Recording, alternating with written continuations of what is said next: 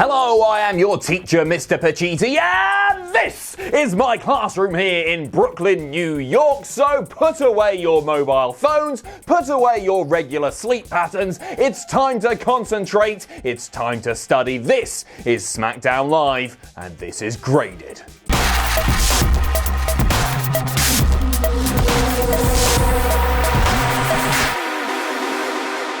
We kick things off with the New Day featuring the new WWE Champion, Kofi Kingston. There's a big rainbow made of balloons. There's pancakes on the ring posts. Everybody's chanting, "You deserve it," and he ruddy does. Everybody's celebrating. Big E says that Kofi broke his foot off between the vegan cheeks of Daniel Bryan to become the new WWE Champion. No, I'm going to do this properly. The new WWE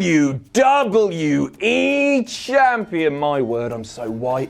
Big E does the splits again, which is obviously just tremendous. Talks about butt stuff, which is also tremendous. But tonight is about the celebration. Xavier says he remembers watching Kofi debut. He's followed his entire career, and then when he was signed by WWE, it was like meeting one of his heroes. And the thing that makes this so special is that they got out of the mud to create history, and that's exactly what Kofi Kingston did at WrestleMania. So, from the New Day and the entire WWE Universe, congratulations. Kofi shouts out his family who are in the front row. Genuinely, this is all touching stuff. And then he's interrupted by Adam Cole, baby!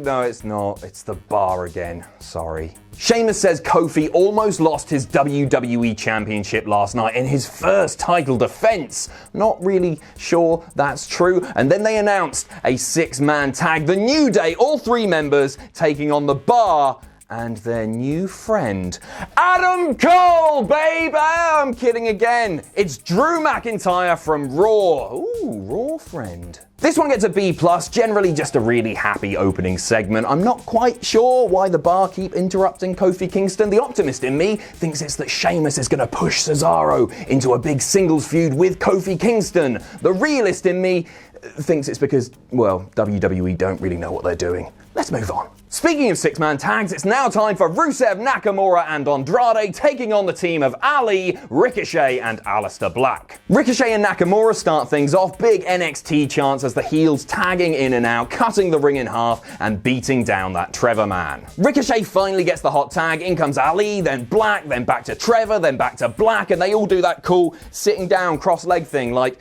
school assembly. And it's difficult to make sitting down look cool, so props to you, Aleister Black. Nice work. Ricochet with a cool moonsault off the crowd barrier. There's a Kinshasa, Black Mass, and then back to the ring. And Mustafa Ali ends up hitting the 450 on Andrade to pick up the win and a B in the process. Fun enough, fast-paced match as you would expect from these 6 men. Nice to see Ali pick up the win for his team, but before he can celebrate too much, in runs Randy Orton. RKO ruins everyone's fun. Also, as he's walking up the ramp, Randy Orton pretends he can't see because the lights are too bright, which I thought was absolutely terrific. But it's not over yet. Kevin Owens then runs in and stunners Rusev, and I think maybe, just maybe I'm getting ahead of myself here, but I think we might have just seen the first 3 Money in the Bank ladder match competitors. I might be reading too much into this, but Ali is obviously such a great choice for a Money in the Bank ladder match. Kevin Owens will bump like a madman, and Randy Orton is Randy Orton, so he'll be in there. Quick promo from R-Truth and Carmella, which serves pretty much no purpose except for getting Carmella booed when she celebrates her Women's Battle Royal win at WrestleMania. Should have been Sarah Logan, or Asuka, or Sonya, or not Carmella. Carmella says that she sees big things in her future, and then speaking of big things, Samoa Joe's music hits, out he comes, Truth attacks him, but gets locked in the Coquina clutch and tossed out the ring. Joe then cuts a quick but great intense promo, gloating about how he took out Ray at WrestleMania in less than 60 seconds, and next time it may take him even less. Then here's a surprise, out comes Braun! No, not Adam Cole, the 2 scrap. Joe locks in the clutch, but Braun gets out. Running power slam, but Joe manages to wriggle out, take his belt, and get the hell out of Dodge. Giving this a B, but it's a cautious B. The months and months of terrible Samoa Joe booking, they look like they're just being repaired, especially after such a dominant victory over Rey Mysterio. So to see Braun come out, it doesn't fill me with hope. I think it's fair to say that WWE see Braun as more of a priority than Joe, but Joe is now just getting going, and for Braun to come out, and if we're going to get a program between these two, I just don't want to see Samoa Joe drop the US title to Braun. I want him to dominate. IKonics are out next, but cut to commercial, and when we come back from commercial, it's more puppet bollocks from, we assume, Bray Wyatt. But this time, the Vulture is wearing a Hawaiian shirt, which to me is a very good thing.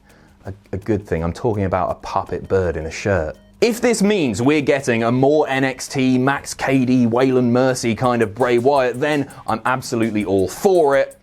Fun little promo from the IKonics, great character work as always. They say that they are going to be defending champions. They will defend their women's tag team titles anywhere, any place, against anyone. And they've got some opponents for tonight. It's a title match, and they are taking on Kristen and Carissa, the Brooklyn Bells. A 45-0 win streak. They're undefeated.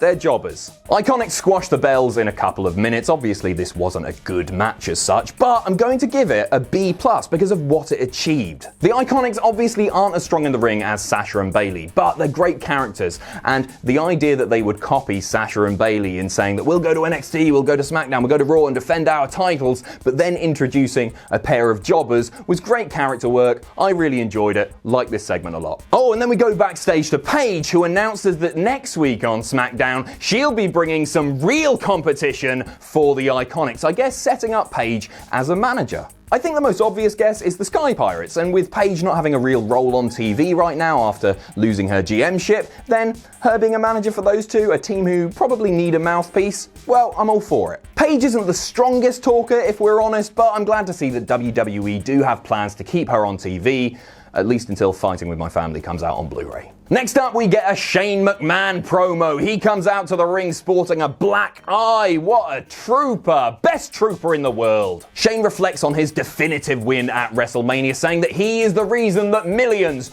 and millions tuned in to the WWE Network to see him defeat The Miz. He then gloats about laying out George the Potato, saying that when George stepped in the ring and squared off, he thought, oh, this guy's serious, and he's the reason for Shane's black eye. He then asks Greg Hamilton to introduce him properly. Greg Hamilton comes in the ring and says, Shane, some WWE fans, not members of the WWE Universe, WWE fans have threatened me if I call you best in the world. Okay? He then instructs Greg Hamilton to introduce him properly again and again and again and again, and then he grabs Greg's tie.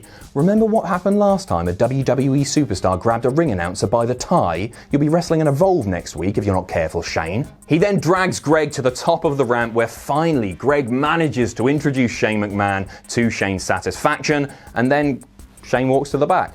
That's it. This gets a B-. I don't feel like it achieved that much, but Shane's performance was strong, and after their match at WrestleMania 35, I actually can't wait for a Shane McMahon versus Miz rematch, or for Shane to just lose it and choke out Greg Hamilton with his tie. Next up, and this was a bit of a shocker, the SmackDown Tag Titles are on the line. The champions, the Usos, taking on the Hardy Boyz. This was probably the strongest match on the show. There was a cool moment where Jimmy Uso goes for a whisper in the wind, but misses. Jeff hits him with one of his own. Later on, Jeff kicks out of a splash, but let's talk about the finish because this came out of nowhere. Usos go for the dual splash, but miss. In comes Matt, twist of fate, swanton bomb, 1, 2, 3. Your new SmackDown Tag Champions, the Hardy Boyz. I'm going to give this a B+.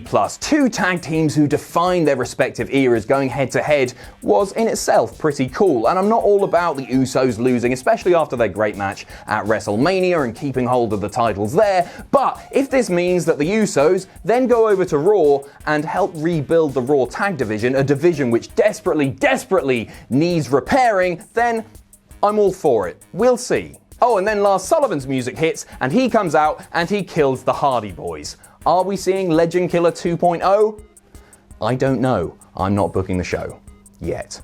Becky Lynch is out next. She talks about her win at WrestleMania where she became the double champ, the champ. Becky 2 belts. She says that she tried to celebrate last night, but Lacey Evans put a stop to that. But it doesn't matter because she's going to be a defending champion, and anyone in the locker room who thinks they're tough enough, she's willing to pull double duty, she'll take them all out. That's pretty much it for the promo. Becky starts to leave. She poses at the top of the ramp, turns, pow! Right in the kisser. Lacey Evans lays her out. They stare down as Becky is getting to her feet. Lacey Evans walks to the back. A fine segment, I'll give it a B. After months and months and months of just dicking about and walking, I actually think that WWE over the past 2 nights have done a fairly good job of making Lacey Evans feel like a credible threat to Becky Lynch, which is promising because there aren't many women on either Raw or SmackDown who feel like a legitimate threat to Becky Lynch's titles. Main event time, and it's that 6-man tag between The Bar and Drew McIntyre taking on the New Day, but before it starts, out comes Sami Zayn, who picks up the mic,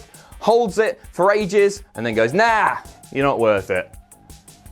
See ya, Sami. The match itself was good. Drew McIntyre dropping Xavier Woods on the announce table was nice. If there's one thing that Drew does really, really well, not headbutts, something else, trash talking during matches, and he was on form last night. Big pop as Kofi comes in, dives, takes out Cesaro on the outside, back in the ring, trouble in paradise to Sheamus. That's your lot. Kofi Kingston picking up the win for the New Day, then celebrating with his family to close the show. No real complaints here, a predictable feel-good win to end the show, and a predictable feel-good B from your favourite teacher, Adam Pacitti. Sorry, there's been a lot of Bs on this episode of Graded. I'll try and change it up next week, unless there's lots of segments which are worth a B. As a first SmackDown after WrestleMania, I won't lie, I thought this was a bit disappointing. I think we all hype ourselves up so much for these post-WrestleMania episodes of Raw and SmackDown. We want to see debuts, we want to see returns, we want to see call-ups, and yeah, they've been a bit lackluster in that respect. I guess WWE shouldn't have called up like 6 or 7 NXT stars 2 or 3 months before Mania. I'm still going to give this episode of SmackDown a B- because I'm in a good mood despite obviously being very deprived of sleep. I've actually been refusing to sleep over the last few days because there's too much hashtag content to get out there. That's right, I've been resisting arrest. At least it's not another Shawn Michaels eye joke. Thanks for watching. Let us know what you think in the comments down below. You can follow us on Twitter @Cultaholic. You can